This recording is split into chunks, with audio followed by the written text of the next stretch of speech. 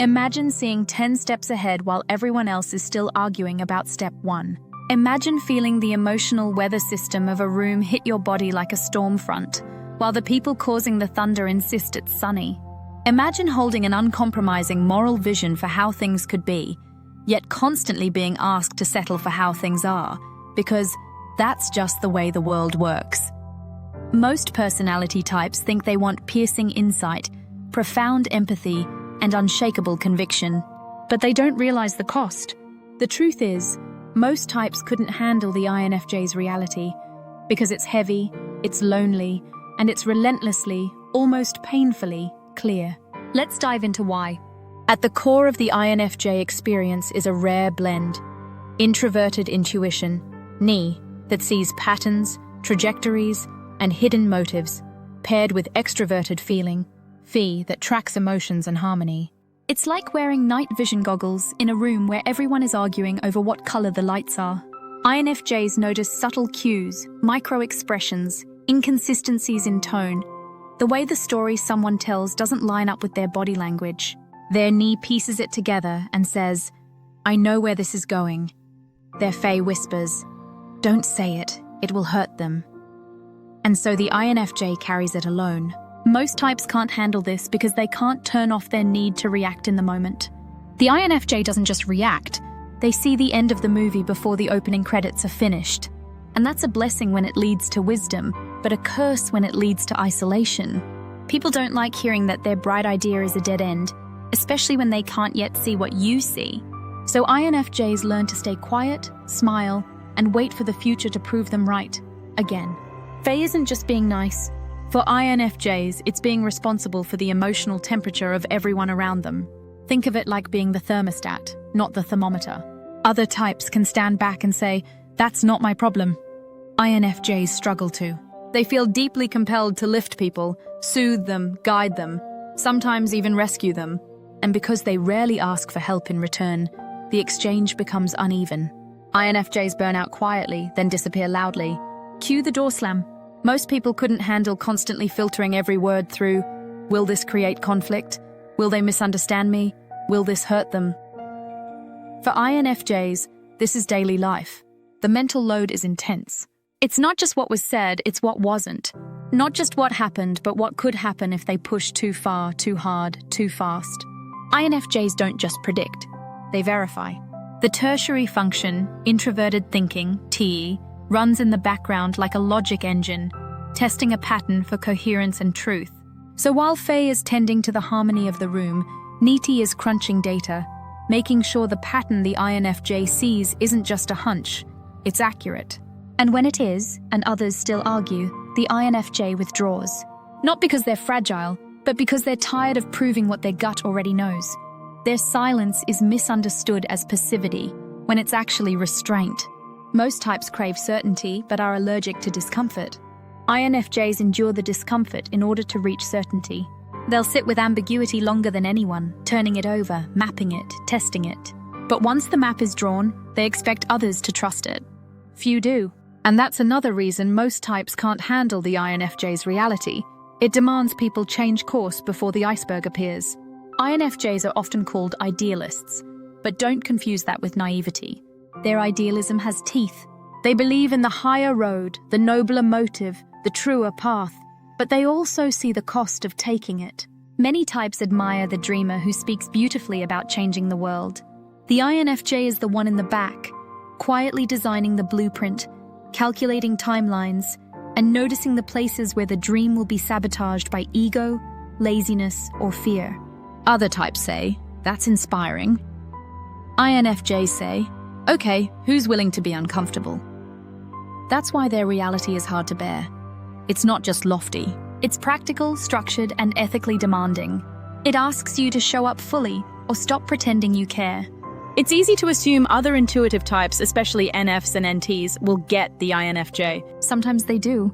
But even other intuitives can struggle with the INFJ's fusion of depth, sensitivity, and conviction. NTs may respect the insight but find Fae too careful, too emotionally filtered. SPs may value presence and spontaneity while INFJs seem distant and future-focused. SJs often respect duty and values, but INFJ's non-linear, symbol-rich thinking may feel abstract and impractical. The INFJ's internal world is layered with symbols, archetypes, and meaning. They're pattern matchers, not just of data, but of human motives, cultural dynamics, and spiritual themes. Many people, even other intuitives, simply don't live at that altitude for long. They visit. INFJs reside there. INFJs reveal very little about themselves but see everything about everyone else. That dynamic freaks people out. They'll tell an INFJ, "I feel like you know me." The INFJ does. But when asked, "So what about you?" the INFJ pauses. How do you explain a mind that lives in metaphors? How do you explain a decade-old wound that still shapes the advice you give? How do you open the vault without drowning someone? Most types want neat, digestible answers. INFJs don't have neat. They have depth. This is the moment many non-INFJs find too much. The door slam isn't about vengeance. It's about survival. INFJs tolerate a lot. They forgive. They rationalize. They empathize to the point of self-erasure. But once the internal evidence stacks to a certain height, once Ni, Fei, and T all agree, something final clicks. This person will not change. This dynamic is corrosive. This story is over. And the INFJ vanishes. No explanation. No last argument. Just silence. Most types don't understand making a decision with that level of finality, especially when the relationship still looks fine from the outside. But the INFJ isn't reacting to a moment. They're reacting to the entire arc. They're cutting off the future they already saw. When overwhelmed, INFJs fall into their inferior function, extroverted sensing, SE. This is the infamous grip. Suddenly, the serene strategist is impulsive, sensory-seeking, dramatic, and oddly reckless. They'll binge. They'll overshare. They'll lash out, then feel deep shame. Most types see this and think, so that's the real you. It's not. It's a system crash. And here's why most types couldn't handle the INFJ's reality. To live with intense empathy and foresight means you need extreme downtime to recalibrate. Many people don't understand why the INFJ needs what looks like isolation, retreat, or even disappearing for days. But if you were constantly absorbing everyone else's emotional static while projecting the long-term outcomes of your choices, you'd need it too.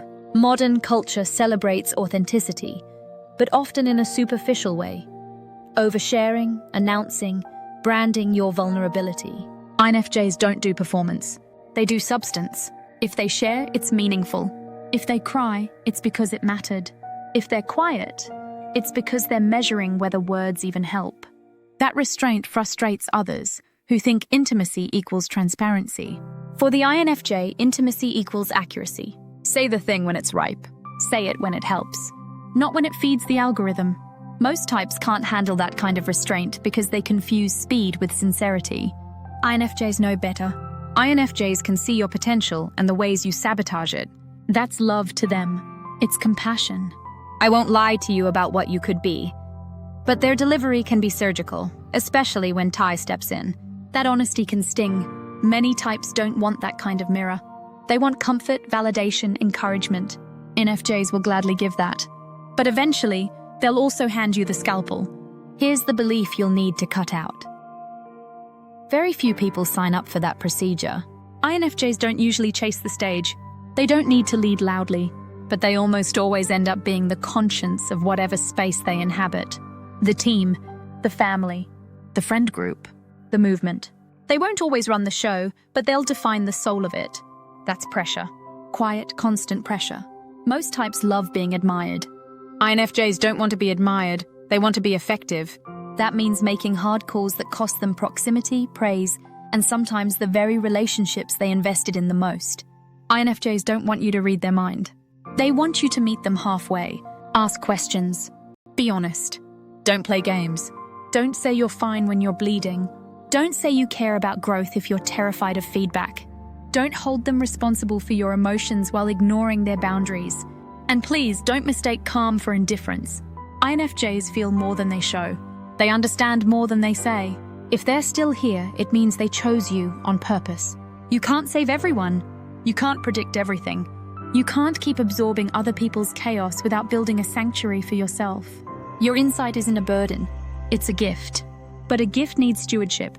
Boundaries are how you protect your wisdom from becoming resentment. You are not too much, you are specific. That means you need specific people, specific spaces, and specific kinds of conversations that feed you instead of draining you. Find them, curate them. Don't apologize for it. You also need to say things before they're perfect. Not every truth needs 1,000 internal peer reviews from NINT. Let Faye trust the relationship enough to speak early, gently, and clearly. Sometimes you wait so long to speak that the moment for real change passes, and then you door slam and everyone's confused. Give them the map before you leave the room. Because most people want certainty without solitude, empathy without exhaustion, clarity without consequences, and ideals without sacrifice. The INFJ's reality offers none of those shortcuts. It's the long road, the honest mirror, the quiet conviction that doesn't need applause. It's the voice that says, I know where this goes, and I still choose hope. If you're an INFJ, you're not broken because the world feels too loud, too careless, or too slow to catch up with what you already saw. You were built to translate the invisible into the actionable, the emotional into the ethical, the potential into the plan. It's heavy, but it's holy work. And if you're not an INFJ but you love one, here's the secret. Believe them sooner. Respect their silence. Notice their effort. Don't punish their honesty. And when they say something's off, listen.